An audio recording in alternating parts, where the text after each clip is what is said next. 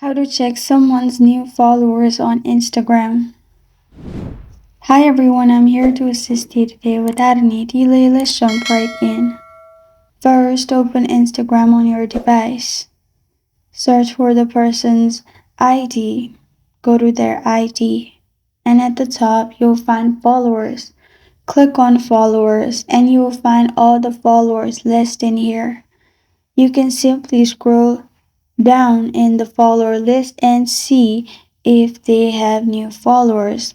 There is no one direct way to check someone's new followers, but you can simply go to their followers and then scroll down to check if there is any new followers.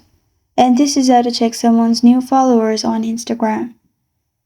Thank you for joining me today. If this video helps you out, please leave a like and subscribe for more. Got a question or want to suggest a topic? Comment below. Thank you for watching.